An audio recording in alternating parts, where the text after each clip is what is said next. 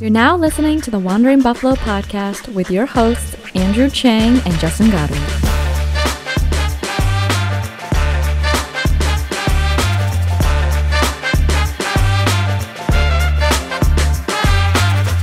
Bills Mafia. Welcome into another episode of the Wandering Buffalo podcast, a show on the Buffalo Fanbase Podcast Network. My name is Justin. I will be your host tonight. And if you've made it this far, go ahead and take a second, like, share, subscribe to the podcast. Make sure you're not missing any episodes we got coming out.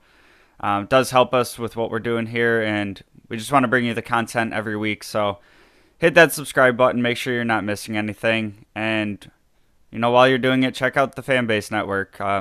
There's shows all over the network, live shows, different podcasts. There's something out there for everybody. So, we put out this show once a week. If you're looking for some other content throughout the week, we got tons of great shows on the network. Go ahead and check it out. See if there's anything else you like. So we're going to get into it this week. There's not much Bills-related news, so I kind of wanted to take a second to look at the rest of the division and kind of where it stacks up. And I think this is important to do. We've heard Brandon Beane and Sean McDermott talk about it so many times. Kind of the first step to, before you start talking about winning the conference, going to the Super Bowl, all that. The first step is winning your division. And I think it's a good time of the year. A lot of the offseason moves have kind of fizzled out. We're going to see some tinkering. We'll see some injuries and whatnot happen during camps. But for the most part, we pretty much have the roster settled. So just kind of want to go through, I guess I'm kind of projecting where I think each team in the division will finish. And we'll kick it off with the Jets. And I'm going in reverse order here. So this is my prediction of the Jets being in the basement of the division. And I kind of waffled back and forth between 3 and 4, and for me it kind of came down to, yes, I think the Jets had a great offseason. I think they've done a ton to move the team in the right direction, and I think Joe Douglas is showing that he's a pretty capable GM. Now, a lot of these moves we've seen him make are still young players who have some developing to do. But as far as I can see with the picks that he's made, it seems like he's kind of making the right decisions. For me, the Jets being at the bottom, I could see them moving up in the division a bit. But I have to factor in team history and like the what have you done for me lately. So until I see it, they kind of have to earn their way out of the basement, at least for my opinion. So just looking at, some of the roster, quarterback, obviously you got Zach Wilson in his second year. And what I like about what they're doing with this roster construction is they're really trying to take the isolating the variable approach to Zach Wilson. Whereas they're kind of loading up on offense with talent, and if you give Zach Wilson 2-3 years with the talent that they're assembling around him, and he's not looking like a franchise guy, you have the pieces in place. You got to go in a different direction there. So they added Michael Carter in the draft last year, who was really emerging. They go ahead and add Breece Hall this year in the draft.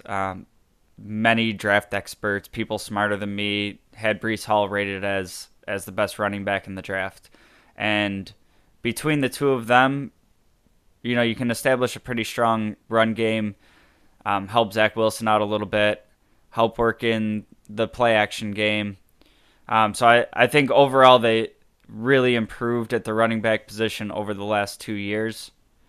And then wide receivers, where they've really been making some investments. And again, another young guy, Elijah Moore, was drafted last year, tail end of the first round. He's a player that I really wanted to see go to the Bills last year. And he had a pretty nice rookie year. Corey Davis playing opposite him, that big physical receiver, can win the jump balls, can get the possession catches. Then they go ahead and add Garrett Wilson in the draft this year. And I guess I would say the only thing receiver-wise that I would do differently if I was running the Jets is trying to see what you have in that young quarterback in Zach Wilson. Kind of the approach Brandon Beane took of he was adding younger guys, but he was also bringing in the veterans that can perform in this league. There's no developing the quarterback and the receiver at the same time, which is great when it happens and you have two young guys that they develop right on the same trajectory. You got them together for 5, 6, 7 years. That's awesome to see.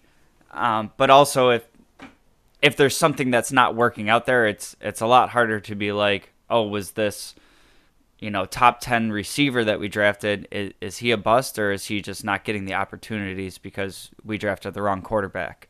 So I mean, you have Corey Davis in kind of that veteran role, but these other guys are pretty young, so it's a little bit harder if Zach Wilson is struggling to say whether or not it's him per se. Then also at receiver, Braxton Berrios, who we know last year was pretty dangerous in the return game. And whenever I'm talking about Jets, I always throw Denzel Mims into this conversation. He's had a very slow start to his career, and I don't like to ignore the fact that he was a second-round pick just 2 years ago. Wide receiver can be a position that takes some time to develop. So if he turns into something similar to what they expected him to be, that could be a pretty dangerous receiving core. Again, my only real criticism here is a lot of youth at the position to have a young quarterback playing with.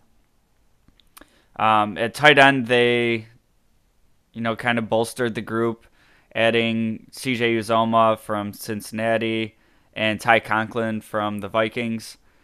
And I guess I like this move for them because they knew it was a position that needed to be upgraded.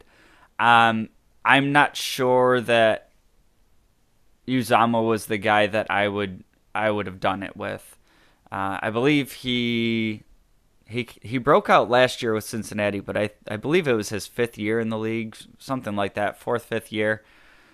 And I know tight end can be kind of a slow developing position, but I'm also looking at Cincinnati having Joe Burrow, who's really coming into his own as one of the top quarterbacks in the league. You had Jamar Chase burst onto the scene, and it was just a really explosive offense that I think Uzomah was able to capitalize on his opportunities based on all the other factors around him being like a 4th, 5th option in the receiving game, and having that top tier quarterback that could get him the ball, that could go through his progressions and find him. I'm not sure that we're going to see quite the same player with the Jets. And who knows, maybe Zach Wilson does take a major step forward and I can get a bunch of comments thrown my way about how wrong I was. I'm not seeing it as a veteran tight end brought in free agency. I don't think that's going to end up being a great move for them. And then the offensive line stays much the same, but you have some young guys there as well. You have Mekhi Becton coming back, Elijah Vera Tucker, who you drafted last year. I think that if they can continue to gel and develop together, I think that's a pretty good offensive line. And I think the biggest thing for that offensive line performing is Zach Wilson taking that next step in his game and playing a bit more in structure. And we saw a lot of Zach Wilson in college. Kind of what made him so electric was when he went off script and he would get to these second, third options and find dudes running wide open because he was able to keep plays alive with his legs, which is great to have in the NFL for when things break down around you.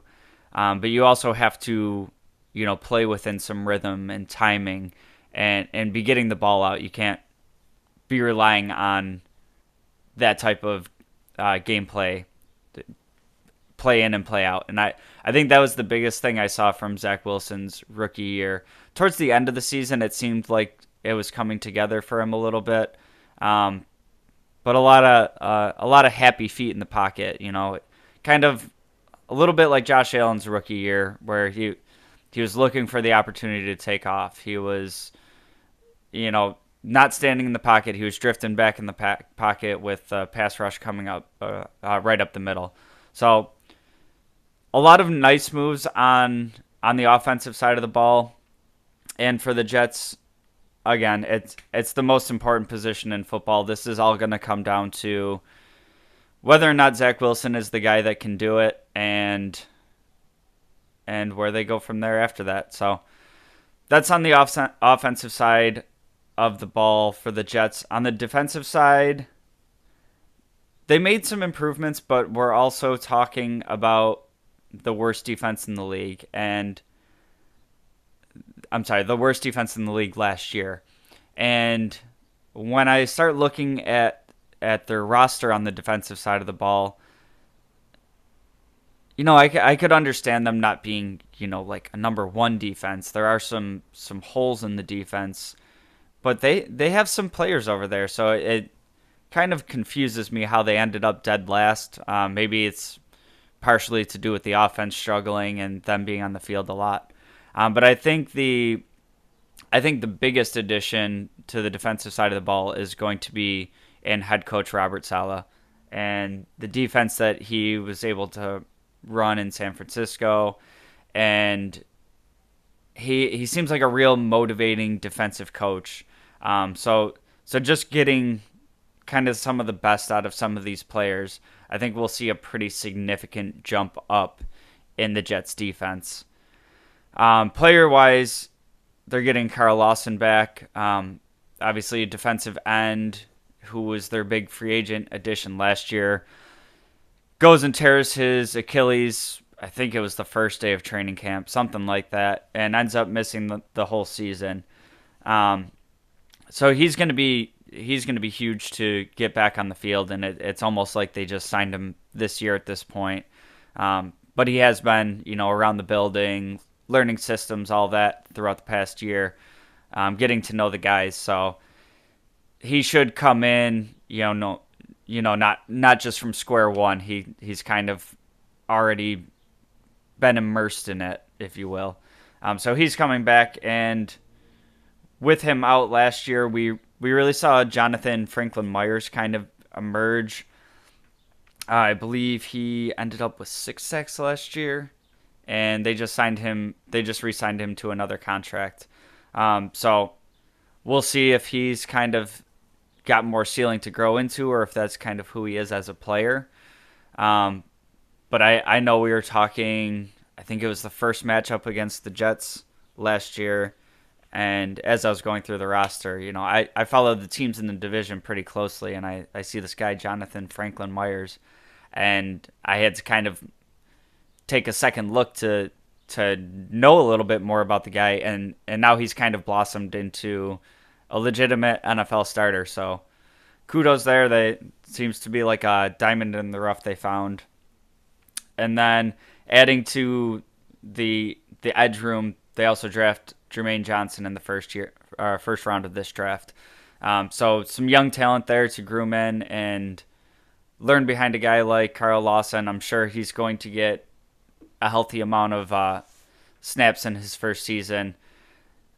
But a situation where they kind of have the depth in front of him, so he's not, this first round pick edge rushing savior. He can kind of come in and learn the ropes of the NFL without too much pressure on him right from the start.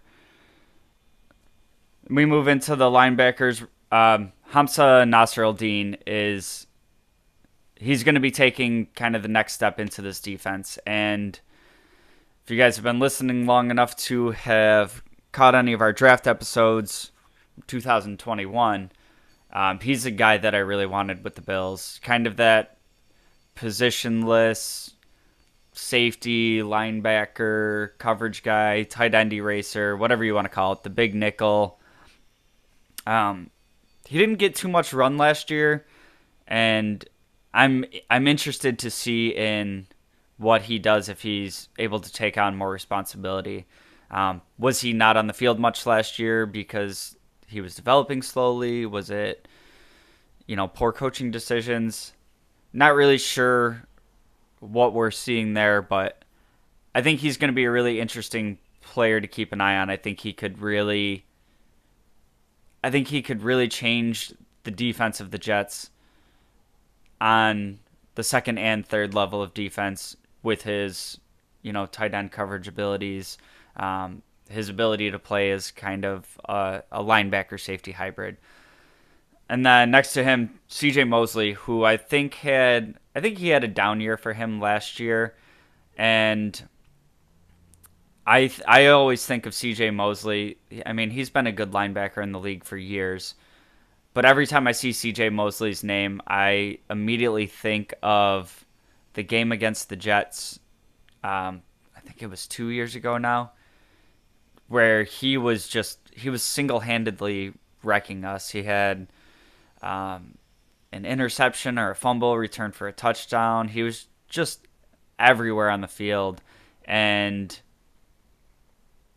he ends up getting hurt in that game, somewhere third or fourth quarter, whatever it was, and we were able to mount a comeback. And I always look at that game as like, man, we got awfully lucky in that game that Mosley had to miss some time, because the way he was playing in that game, we had no answer for it. And like I said, he was absolutely wrecking our offense on that game.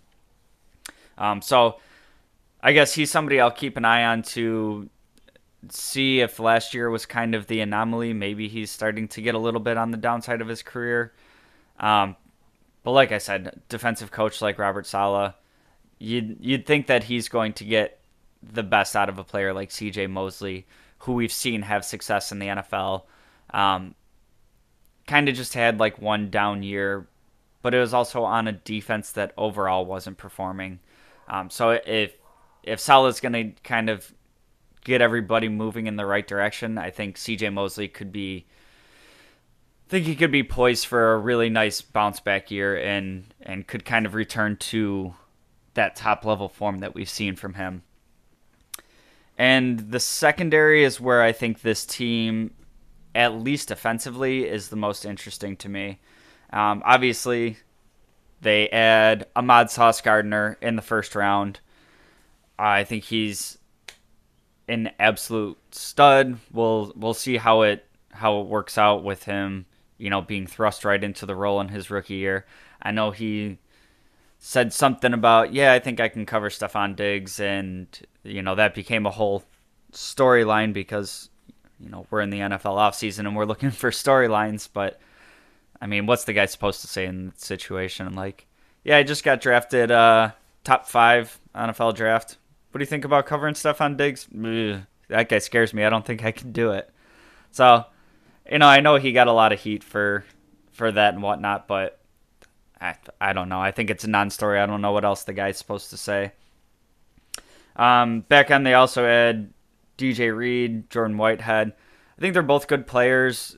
Nothing that's really, crazy tipping the scale for me. But, I mean, their secondary was terrible last year.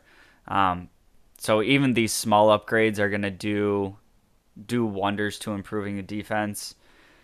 And then kind of the depth that they found, I think their 2 cornerbacks in Bryce Hall and the other Michael Carter on the team, I think they both started playing pretty well in the second half of last season. And these are young guys that were kind of put into pretty significant roles. So, I mean, if that ends up being your backup depth guys, or they're they're competing for a starting spot. Much like we talk about with the Bills all the time, the iron sharpening iron. I feel like there's part of it that they were kind of just out there last year because they didn't have any other options. But in that role, they were able to kind of develop into people that looked like they belonged on the field. Now there's competition kind of brought in above them. So, I mean, these are guys competing at the highest level of sports. They're not just going to be like, oh, well, you drafted a guy and brought in a free agent, so I guess I'll put my tail between my legs and go back to the bench. These guys are going to compete for those jobs, and with the way I saw them developing last year, I wouldn't be surprised if one of them ends up still in the starting lineup.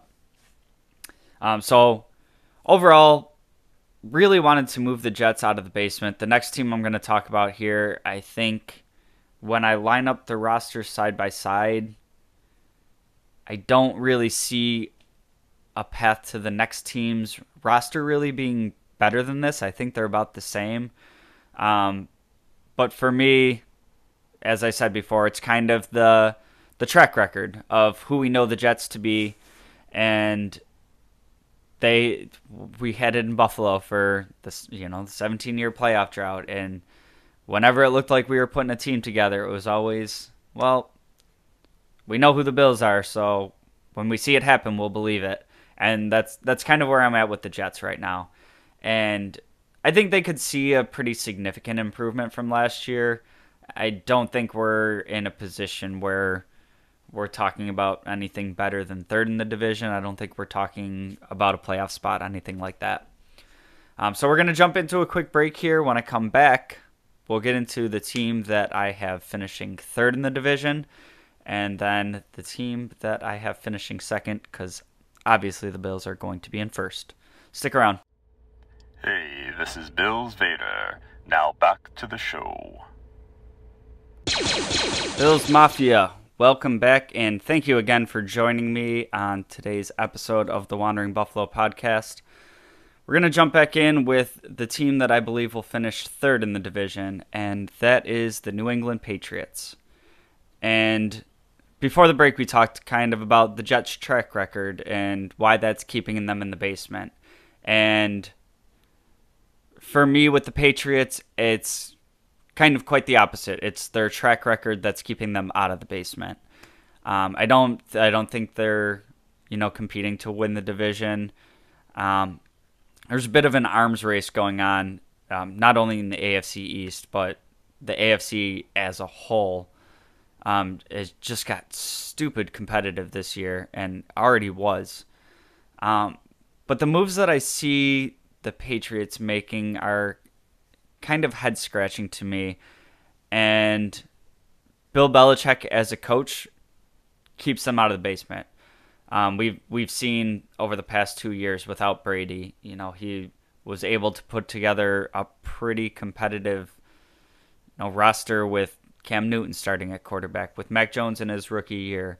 Going down the stretch last year, it was kind of like game for game with the Bills, and they took the division lead at one point there. And doing that with a rookie quarterback is impressive, don't get me wrong.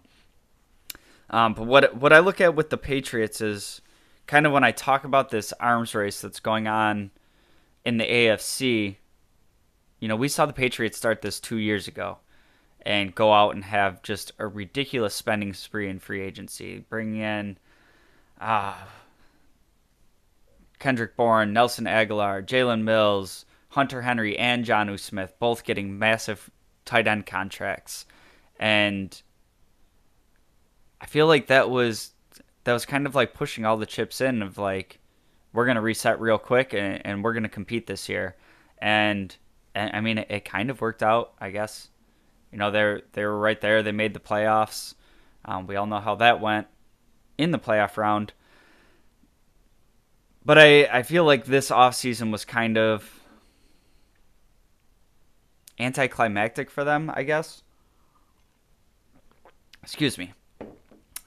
So I like some of the additions they made. I think Pierre Strong added as a running back in the draft. I think he fits that exact prototype of running back that the Patriots like to have. We've seen tons of players. I mean, Damian Harris and Ramondre Stevenson on the roster, both kind of similar running backs to me. Kind of the guy that can hit you between the tackles, but also has some speed once he gets going downhill. And we've seen Damian Harris have huge games against the Bills, and with Mac Jones still being a young quarterback, with him having some physical limitations, if you're looking at it through the Patriots lens of, well, every year we have to be competing to win the division, I think even though it was a later round investment in Pierre Strong, I think he's a guy that can slot right in behind Stevenson, behind Damian Harris, and have a role on this team. And I think if you're the Patriots right now and you're looking at beating the Bills, you're looking at trying to avoid getting into a shootout with the Bills, and you're gonna have a hard time going shot for shot with Josh Allen with a ton of quarterbacks in the league, let alone Mac Jones, who has shown he's got the cerebral aspect to the game. He makes good decisions, but he's never going to have that same arm talent, the same athleticism as Josh Allen. So I think the path for them to compete with the Bills is having that strong running game, is having that run game that can punch you in the face 30, 40, 50 times a game. And, granted, it was the wind game. It was really strange circumstances, but, we played a game against the Patriots, elements aside, that they said, hey, we're going to run the ball every goddamn play, and we're going to see if you can stop us. And over the course of the whole game, I believe Mac Jones had 3 passing attempts, and they ran the ball, and it worked. Now, again, the ridiculous elements playing into the game,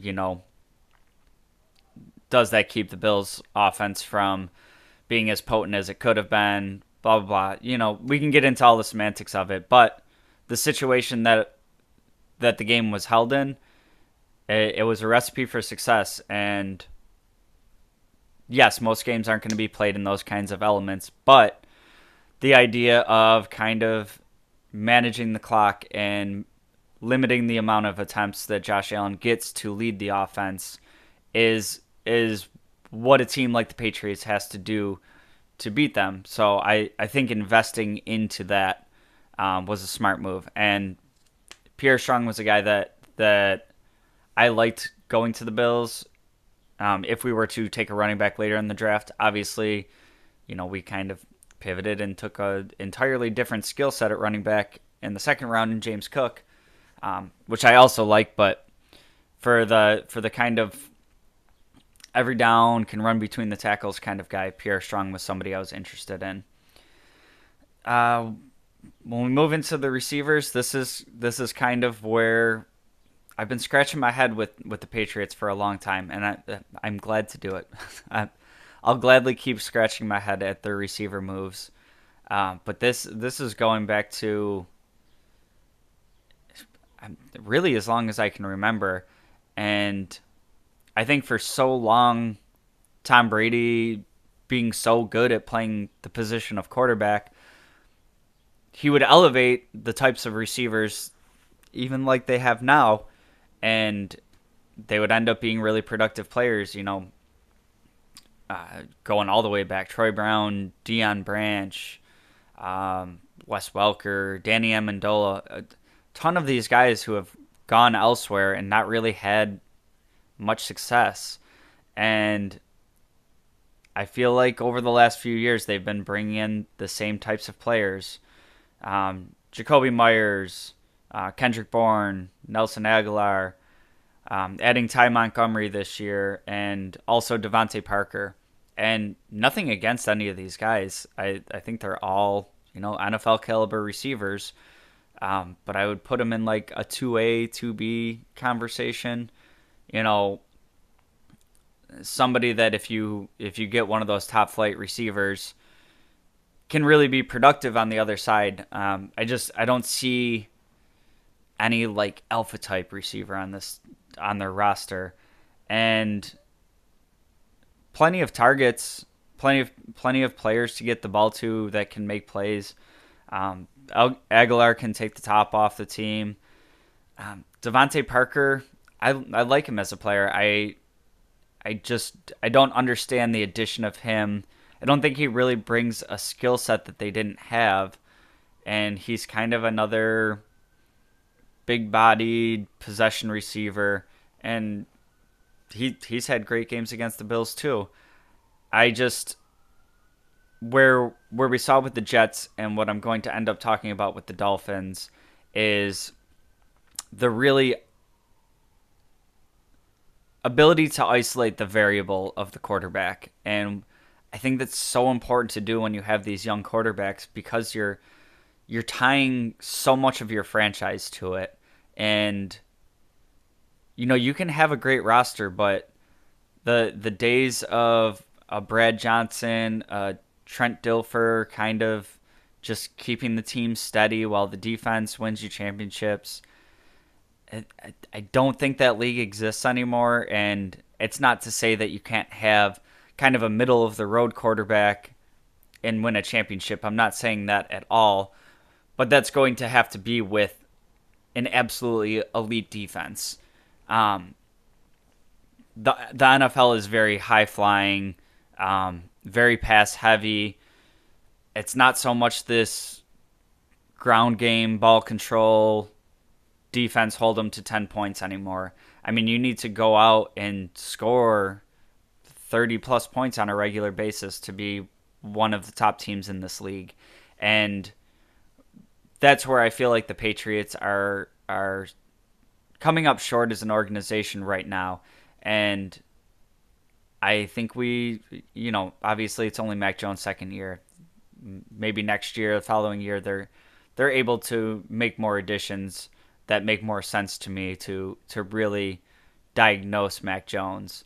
But we're seeing, we'll talk about Miami, but we talked about all the talent that they added in New York to put around Zach Wilson, to put him in the best position to succeed. So if he's not taking steps, it's Zach Wilson. And with the receiving talent here, I don't think they're doing Mac Jones or themselves any favors in really trying to get their answer. The tight end position, obviously we saw them add Hunter Henry and Jonnu Smith last year, both to massive contracts. This is part of the Belichick roster building that I don't fully wrap my head around. I think adding one or the other would have been just fine, but adding both of these tight ends that command such a share of the ball to be productive, I think it ends up being a numbers game. And when we look at the production from last season, Hunter Henry had a great year, but Jonnu Smith was kind of lost in translation. And I think Jonnu Smith kind of got an overinflated contract for his production in Tennessee, as kind of just being, we're going to lean on the run game and we'll squirt the ball out into your hands and you go make a play. And I think that kind of got a little bit lost in New England. I don't think it was ever really a great fit, but when you make the move with Hunter Henry also slotting in ahead of him, it just never really made sense to me. And as the season played out, we saw Jonnu Smith have a down year. Obviously still an immense amount of talent there. So maybe with a full season under their belt, another offseason, maybe they find a way to kind of get that all on the same page and really get both of them involved. But that's, to me, it's kind of like an embarrassment of riches at the position, and there's only so many balls to go around. So we'll see what happens there, but I think we see a lot more of Hunter Henry and Jonnu Smith kind of in the background again, like last season. And then wrap off the offensive side of the ball with their offensive line. I feel like it's always a good line in New England, and They got big guys that move people. They run the ball well. My biggest complaint here for them is I think they downgraded. They let Shaq Mason walk. He ends up in Tampa Bay playing with Tom Brady. But I think he was arguably the most valuable piece, at least against the offensive line, if not on the offense. A Pro Bowl guard, and they draft Cole Strange in the first round to be his replacement. And I don't like going too crazy into, the draft grades and instant draft reactions. It's fun and whatnot, but it's really just a thought exercise. Everybody's saying that it was a huge reach for New England. Well, if he comes in and he's a day one starter and he can replace the production of Shaq Mason, great. And it would have been cooler if you got him on day 2 of the draft, day 3 of the draft, where he was projected to go. But I'm all for if you know that guy is your guy, he's your player, he fits your system, he's they're bringing him for workouts, meetings, all that. If that's your guy, go get him. My concern there is you are taking a player who hasn't played at the NFL level yet. You're betting on his projections. You're betting on his skill set, his attributes, what you think he's going to be in the league, versus keeping a guy like Shaq Mason around who's been in your system, who's shown that he can do it on a high level. So just kind of a head scratcher to me. It could work out just fine. I think they're going to see at least a short-term setback with the offensive line, just from a continuity standpoint. Just all of them getting on the same page, gelling, and getting into that form. So we'll move on to the defensive side of the ball. And this is the spot on New England's team that I think always gives them a chance to be in the conversation. And when I look at the defense as a whole, there's guys I like, but not, to me, it doesn't look like a top-tier defense on paper. But this is where Belichick kind of gets that benefit of the doubt, a little bit of credit. I mean, he's been a great defensive coach for decades. So even when you look at it and you only see a few guys that really pop to you, like, Belichick's going to get the best out of that defense. So up front, Dietrich Weiss, Christian Barmore, Devin Godshaw, Lawrence Guy. This has been a really solid front four for them. Just a bunch of big boys that eat up space. And when you're looking at the numbers, these guys, they really run a defense that tries to keep the linebackers clean. And they have the 4-3 defense where their outside linebackers are doing a lot of the pass rushing. So you don't really see gaudy numbers from these guys. But what they do with the defense and what they're able to free up for the second level, for the third level of the defense, is really where their value are. And I think because of that reason, some of these guys get a little bit underrated. But overall, I think it's a really solid front four. And then the linebackers that we talked about. Josh Uche come back. Matt Judon, who they signed last year. And Jawan Bentley. And I think this is a really, really good linebacking core.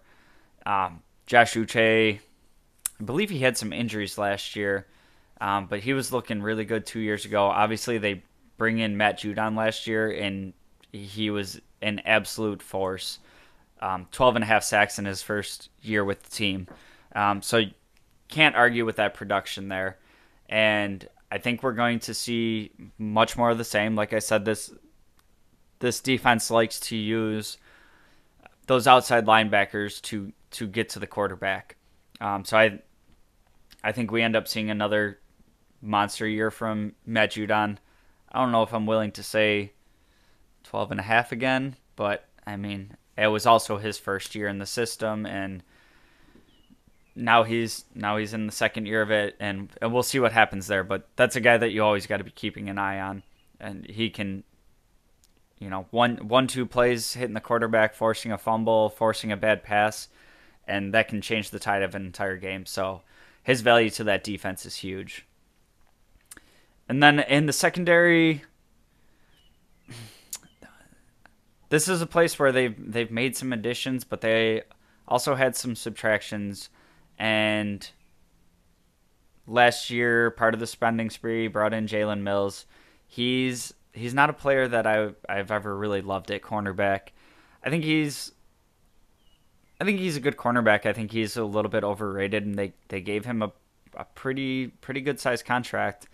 And playing across from J.C. Jackson, I think they had a pretty good secondary there.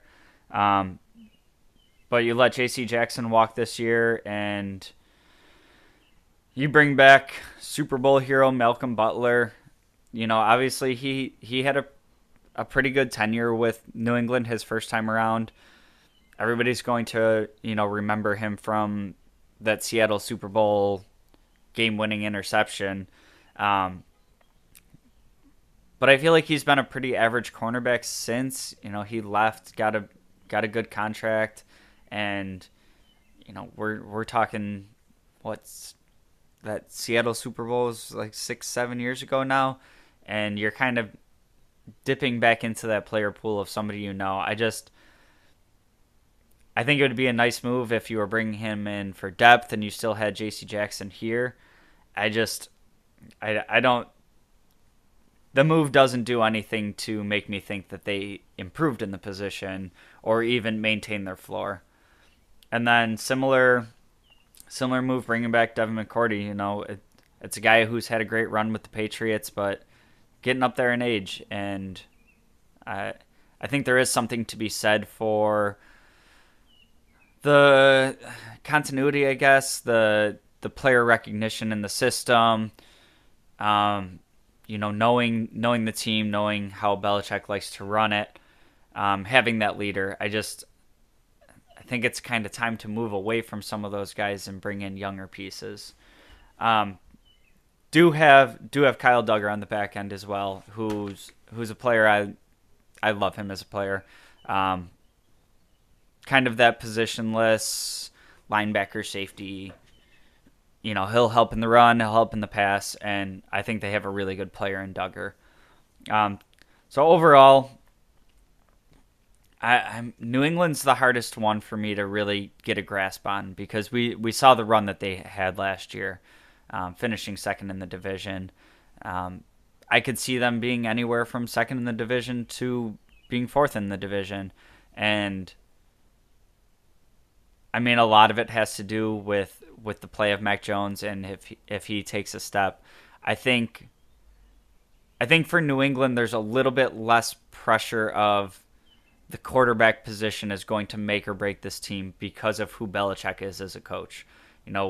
We saw them be competitive with Cam Newton, and Cam Newton was an absolute shell of his former self. He could still run the ball a little bit, but he really brought nothing in the passing game, and I think they still won 6-7 games, doing that experiment.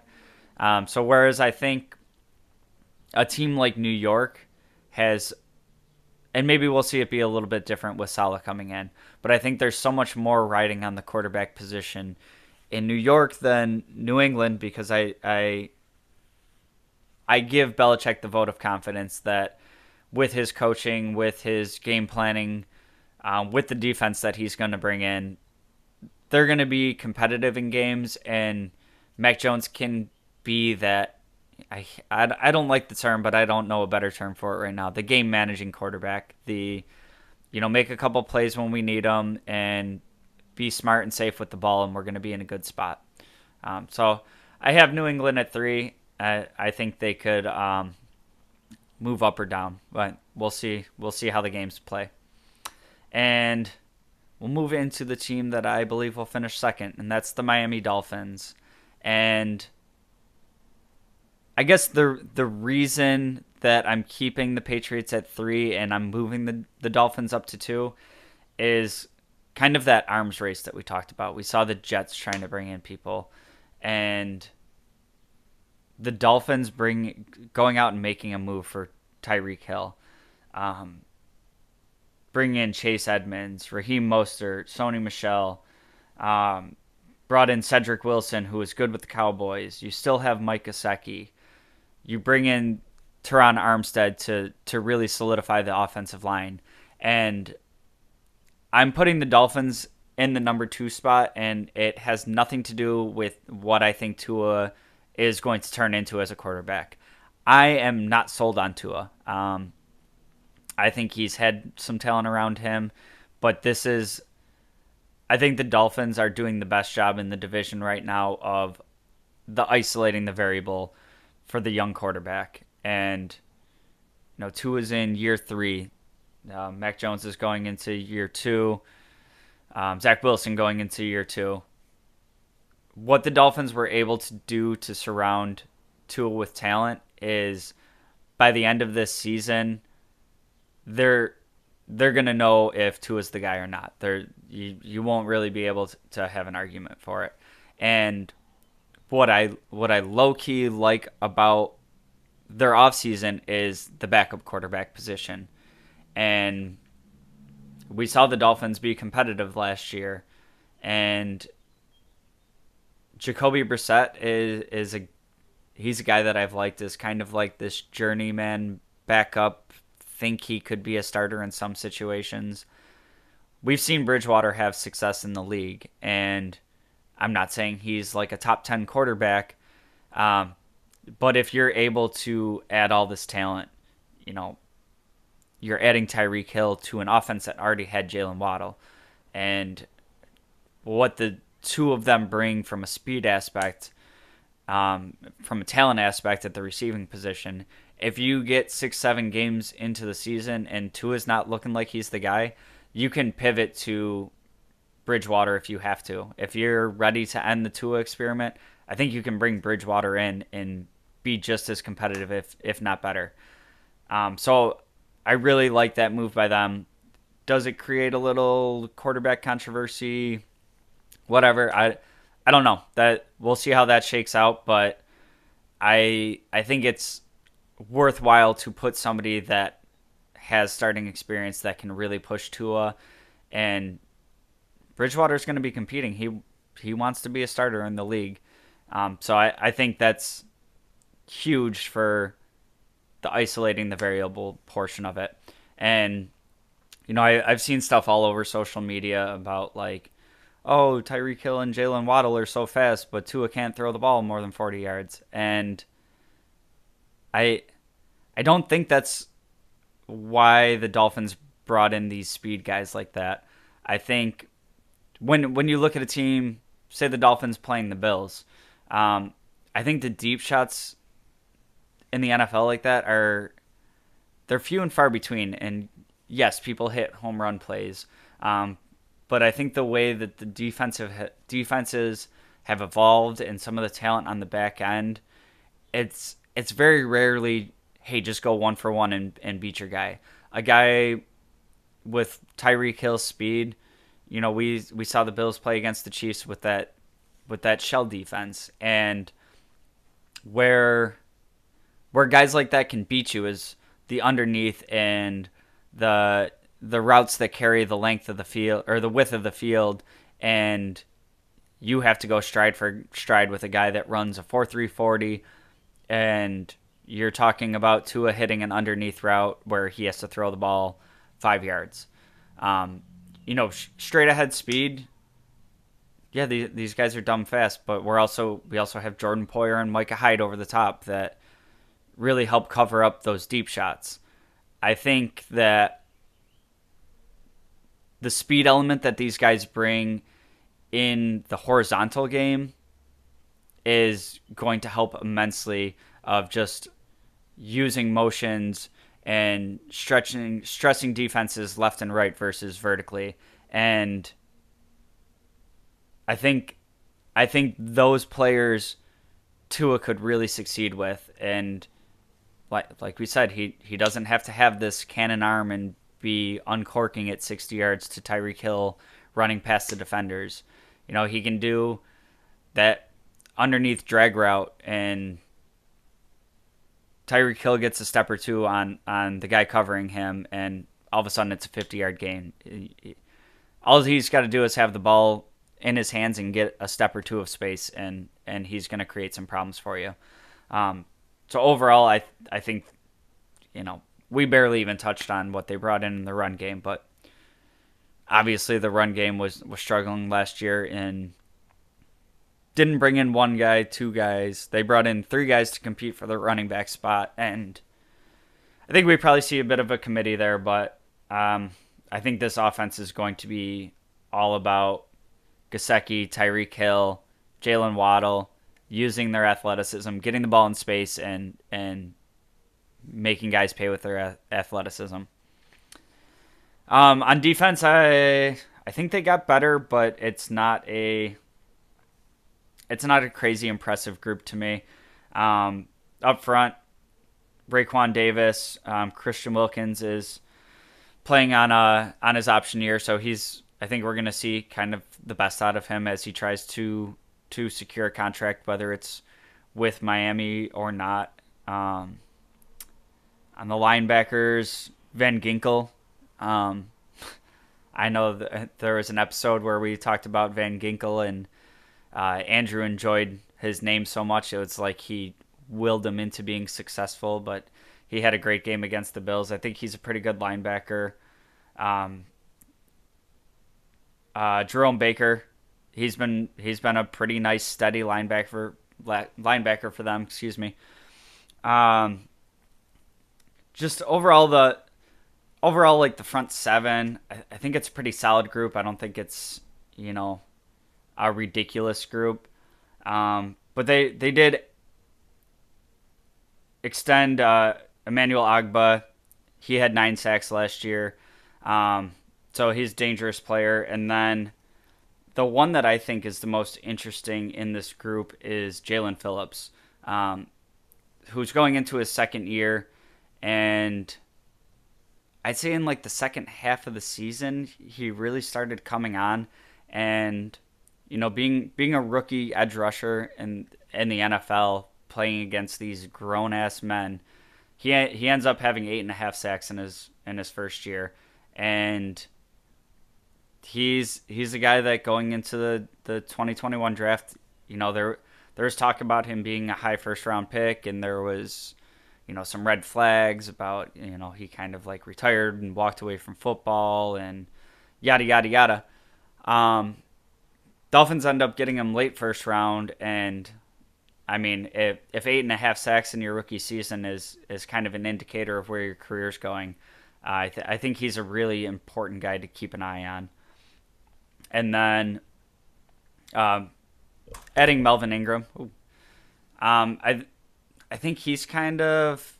We saw him with the Chiefs last year, and he came in and made an impact, and it was this edge rusher that just kind of kept sitting out there in free agency, and I couldn't really wrap my head around it. Maybe thinking that he didn't really have much left in the tank, and I think he was a valuable piece to the Chiefs last year. And it looks like he's going to kind of be brought in here to be a rotation piece, so I think that's a great addition for them as well. The secondary is where I think they're very strong, at least defensively. Back end, Javon Holland, Eric Rowe, Byron Jones, Xavier Howard, who I believe just got a contract extension. Absolute ball hawk, can really lock people down. And then, I looked up how to say this one and everything. I'm sorry out there, Noah, for saying your name wrong. Igby Nogany, who's a young guy who's looking really good. So on the back end of the defense, I think they have a lot of talent. And I guess on the back end and to some degree across the defensive line, I think they have a lot of talent. It's just a matter of kind of putting it all together and being able to complement what I think this offense should be able to do. So that's it. I hate giving the Dolphins credit, but similar to the Jets, they've really loaded up on draft capital and seem to be capitalizing on it. Like I said, a lot of these pieces are young. You got to see how they all fit together. But in particular, what I liked about this offseason for the Dolphins is they already had Waddle at receiver, and where the Jets were adding the receiver talent for Zach Wilson, I talked about, kind of the younger guys, the unproven talent. They go ahead and draft Tyreek Hill. Or, I'm sorry, not draft Tyreek Hill. They trade for Tyreek Hill. And if they as an organization feel like they're that close to making a run, it'd be great to have, if Garrett Wilson ends up being, one of the top receivers in the league, it's great having him for 5 years. But they went out and they spent a boatload of money on Tyreek Hill, and they know who that player is right now.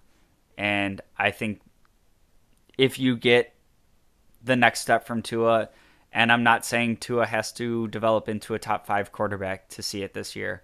I think if Tua becomes, a top 20, top 15 quarterback, and he's able to just make quick, simple reads and get the ball into these absolute elite athletes, just get Tyreek and Jalen Waddle the ball, I think they're really going to inflate his numbers and make the offense successful. So I have them coming in at number 2. Obviously, the Bills win the division. We go 17-0. We sweep the division. I think that all goes without being said. So on that note, we're going to wrap it up for today's show. Thank you again for tuning in. We'll see you next week. Make sure you are checking out the Buffalo Fan Base shows going on pretty much every day of the week, live shows. You can get involved in the conversation. If you want to get involved with our show at all, you can find me on any social media at jgods22. You can reach out to my partner in crime, Andrew. He's on socials at 2changs. Or you can search up the Wandering Buffalo podcast on any social media. Leave us comments, questions, feedback, anything you want to see us talk about throughout this off season. Let us know, and we'll see what we can get to. That's going to do it for today. And as always, go Bills.